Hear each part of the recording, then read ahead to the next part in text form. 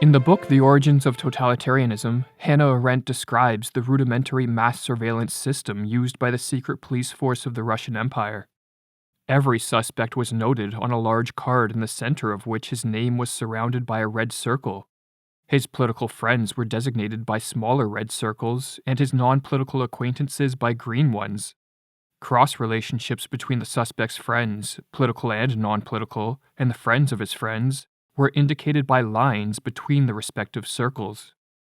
This system was limited by the technology of the early 20th century, but theoretically, a gigantic single sheet could show the relations and cross-relationships of the entire population, and a network of this type Arendt called the Utopian Goal of the totalitarian secret police. This goal, however, was not utopian. This goal has been achieved, and in many ways, far exceeded. In this video, relying on the fascinating book by Jeremy Weissman, The Crowdsourced Panopticon, we are going to explore how modern communication technologies have given rise to the most dystopian mass surveillance states the world has ever known.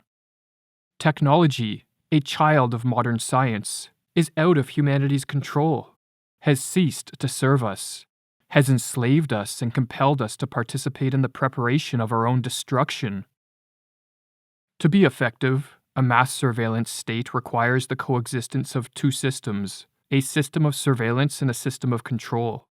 In his book Private Lies in Public Surveillance, James Rule defines a system of surveillance as consisting of those activities having to do with collecting and maintaining information, so that those in charge know when rules are being obeyed, when they are broken, and, most important, who is responsible for which. Systems of control, on the other hand, consist of the actions, procedures, and mechanisms used to enforce the rules, norms, and laws of a society. Or in the words of Rule, a system of control consists of the actual management of behavior through sanctioning or exclusion. In the mass surveillance states of the 20th century, be it the Soviet Union or East Germany, police forces, spies, civilian informants, judges and jailers were the key players in the systems of surveillance and control. But in modern surveillance states, these systems are augmented by a peer-to-peer component. No longer are political suspects, dissidents, and others deemed to be enemies of the state, merely watched by police, followed by spies, or reported on by informants, and no longer are judges and jailers the only ones to dole out punishment. Rather, we live in a world transforming into a Panopticon type of open-air prison, where the many watch the many, and the many punish the few. The Panopticon is an architectural creation of the 18th century philosopher Jeremy Bentham, and as Weissman explains, the core of the Panopticon's design consists of a roundhouse with prison cells encircling all sides, visibly open, light shining upon them, and stacked on top of each other to form circular walls. In the center is a watchtower, which is cleverly installed with a combination of Venetian blinds and mirrors, so that inmates in their cells, all at an equal distance from the tower, can never be sure if they are being watched by the guard.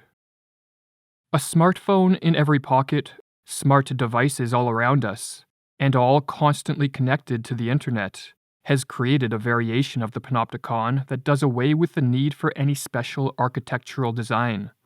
We are surrounded by a public who embodies the potential gaze of guards. At any moment, our actions can be recorded by another person and displayed to hundreds, thousands, or even millions of people for quick, and sometimes ruthless judgment. The Panopticon, broken free of its physical architecture, writes Weissman, is a paranoid delusion made reality, as anyone may potentially be watching at any time, at least as soon as one steps foot out the front door.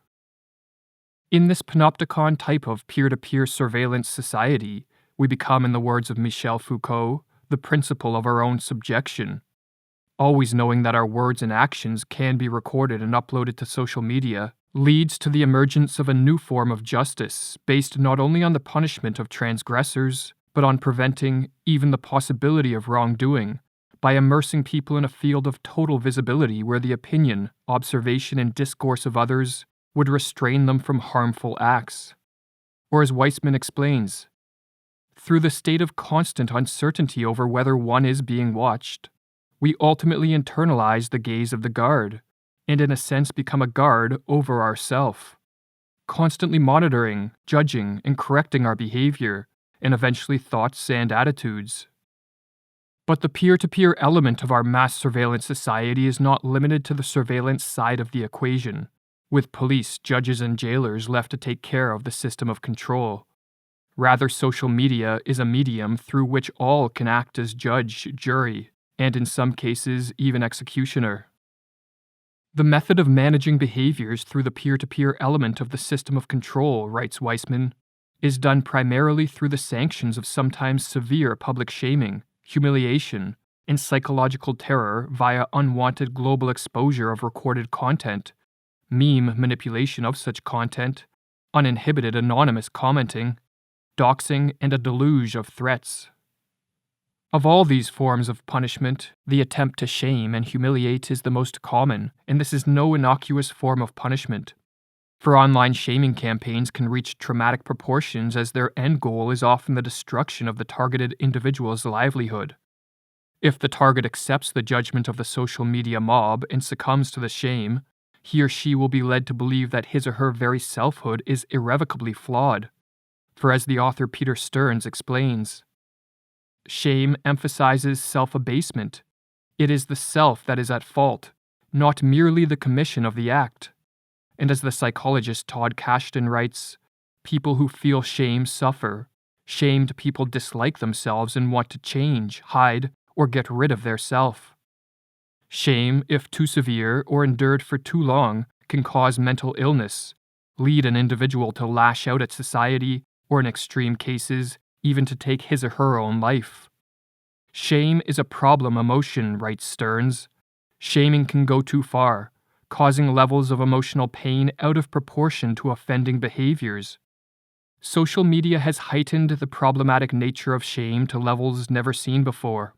Prior to the internet, to shame someone, we typically had to be in their presence. This created a two-sided exchange. We would shame another, but we would also experience the effect our shaming had on this person, which helped limit its severity. But with social media, this exchange has become one-sided. Shielded by screens, we don't see the negative impact of our shaming. Instead, we see rewards in the form of likes, shares, and comments, commending us on the wittiness of our memes or comments. In addition, as but one in a crowd of thousands taking part in the act of online shaming, we can easily shirk responsibility for any harm done by telling ourselves that we played but a negligible part in the shamed individual's downfall. This threat of being on the wrong side of a crowdsourced shaming campaign helps enforce a hyperconformity, as few dare run the risk of a ruined life at the hands of a social media mob. Individual and community resistance to the power of the public becomes increasingly snuffed out, writes Weissman. If one must constantly be aware that even a momentary spontaneous diversion from normality, from conformity with a mass-approved script of speech and action, may be filmed, broadcast to the entire world, ridiculed for eternity, and lead to one being potentially cut off from society indefinitely, that's a pressure that even the freest individuals can scarcely resist. But what makes living within a peer-to-peer mass surveillance society even more difficult is that the rules and norms we are expected to follow are constantly changing. What is permitted today may not be tomorrow, and so even past actions can be the seeds of a future downfall. The situation is made even more sinister as the rules, norms, and values we are expected to follow are not an emergent and spontaneous byproduct of the interactions of social media users, but are increasingly being shaped to align with the interests of certain corporations, governments, and other powerful global institutions. By manipulating what we see and what we don't see, and the frequency with which we see things, tech companies can effectively influence what we believe and what we value. The more time we spend glued to our screens, scrolling through these manipulated and censored social media feeds, the more we run the risk of becoming mere automatons serving the interests of a small group of elitists, whose ultimate goal is to control and exploit us. To what extent are modern technologies of surveillance, advertising, and control creating a new, modern slavery taken for granted because of its invisibility, asks Oswald Sobrino. It is arguable that those controlled and deceived by modern technology are being transformed into the slaves by nature that Aristotle described and accepted as normal. As our modern subservience to technology shares many traits with ancient slavery, by creating and resting upon an easily manipulated population. But can the tables be turned? Can these technologies be used to bring about our liberation instead of our enslavement? In the final video of the series, we will examine this question.